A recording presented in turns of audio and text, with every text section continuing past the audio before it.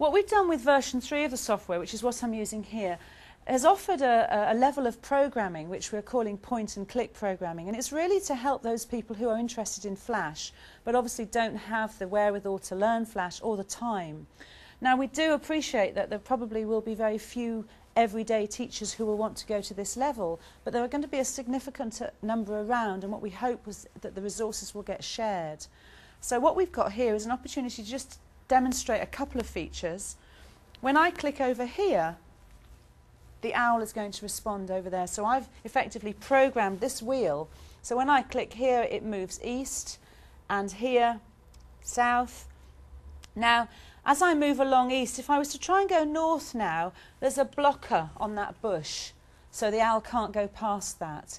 Now, that probably would have taken about 20 minutes to set up at the most. Now, if you were using Flash, it would take considerably longer because it would be a lot of code to enable this functionality to happen in the same way that what you're seeing happening here.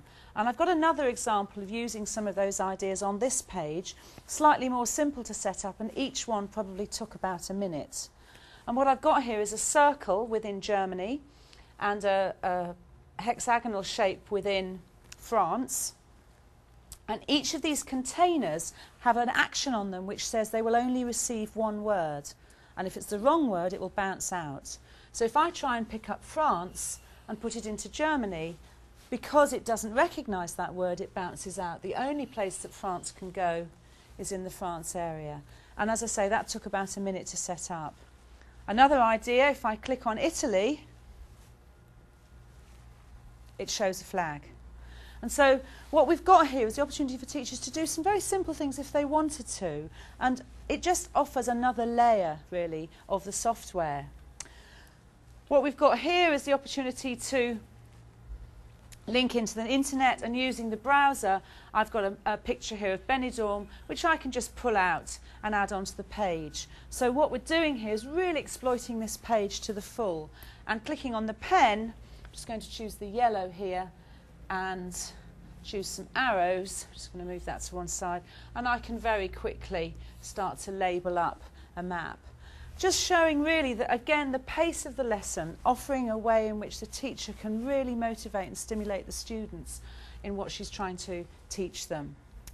So we're virtually at the end of my presentation. Just a couple of things to say. This is the final scene. So the owl and the pussycat have been married, and there's the turkey.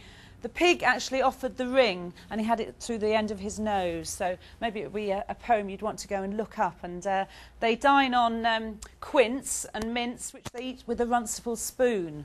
And that in itself, I think, is a whole discussion. Just really to focus in on Planet. Promethean Planet is a user portal which we've set up specifically for users. And there's a forum area where people can get more information from other users. Hopefully not of a techie nature, actually, much more about the whole use of the software in a classroom environment. There are online tutorials which allow for free access at a certain level to get people started, and there's also a knowledge base that people can type into and find information. And if we go to Planet, we can see that as it loads up there, there are the features that I've just mentioned on offer down the side here, and we're trying very hard to make this a place where people can come. You can search through state standards, so if we were to go to resources, you can see that you can actually search according to the criteria that you want to establish in the first place. So a very useful addition to any Promethean user.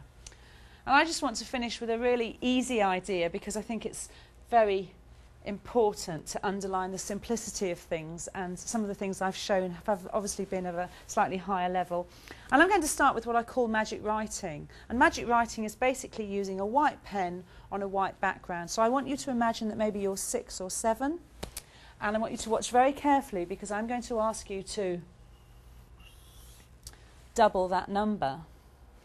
And then I'm going to change my pen colour to blue.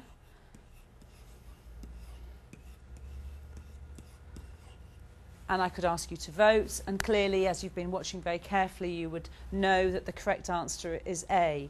But the whole point of showing you this really is to show how easy it is to start to use the board. All I'm doing is changing colours here. If I pick the pen again, my pens pop up. I'll go for a green pen this time, and I might do a slightly different number or a slightly different question.